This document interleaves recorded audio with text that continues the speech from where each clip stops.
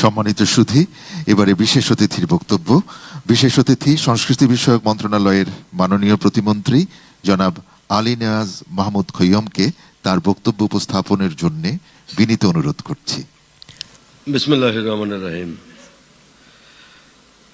আজকের 21 পদক প্রদান অনুষ্ঠানের প্রধান অতিথি গণপ্রজাতন্ত্রী বাংলাদেশ সরকারের মাননীয় প্রধানমন্ত্রী জনাব তারেক রহমান, এই অনুষ্ঠানের সভাপতি সংস্কৃতি বিষয়ক মন্ত্রণালয়ের মাননীয় মন্ত্রী জনাব নিতাই রায় চৌধুরী, মঞ্চে আছেন মন্ত্রিপরিষদের সচিব জনাব নাসিমুল গনি, মন্ত্রিপরিষদের সম্মানিত সদস্যবৃন্দ, মাননীয় সংসদ সদস্যবৃন্দ, সম্মানিত কূটনীতিকবৃন্দ, সামরিক ও বেসামরিক কর্মকর্তাবৃন্দ, পদকপ্রাপ্ত কৃতিজন এবং উপস্থিত সুধীবৃন্দ, আসসালামু আলাইকুম।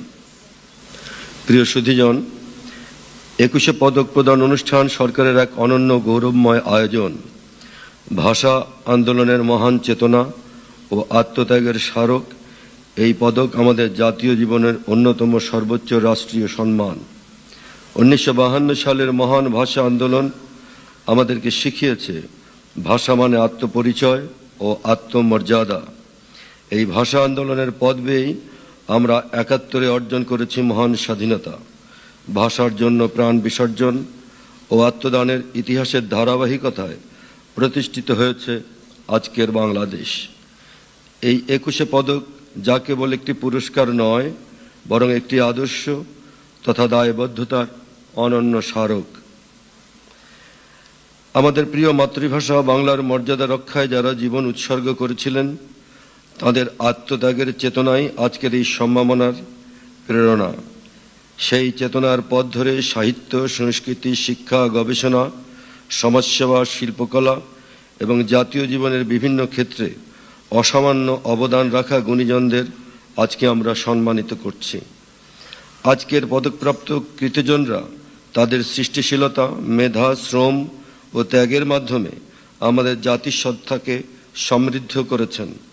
তাদের কাজ আমাদের ভবিষ্যৎ প্রজন্মের জন্য প্রেরণার আলোকবর্তিকা হয়ে থাকবে। রাষ্ট্র তাদের এই অবদান গভীর শ্রদ্ধার সঙ্গে স্বীকার করছে। এটাই আজকের এই আয়োজনের মূল তাৎপর্য।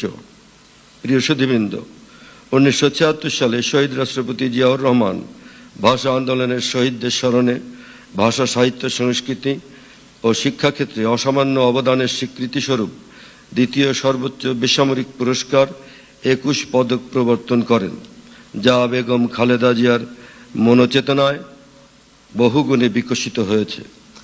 আর আজ ভাষা আন্দোলনের চেতনা এবং জুলাই গণ অভ্যুত্থানের প্রেরণার এই মহেন্দ্রক্ষণে মাননীয় প্রধানমন্ত্রী জনাব তারেক রহমানের সুযোগ্য নেতৃত্বে কল্যাণকর এক মানবিক ও কার্যকর রাষ্ট্র বিনির্মাণে বাংলাদেশ এগিয়ে যাচ্ছে।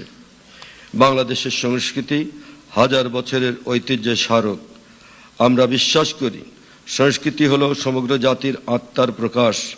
তাই সংস্কৃতি চর্চা মানে দেশপ্রেমের চর্চা, মানবতার চর্চা, ধর্ম, বর্ণ, জাতি, গোষ্ঠী নির্বিশেষে সম্প্রীতির এক অনন্য অনুশীলন।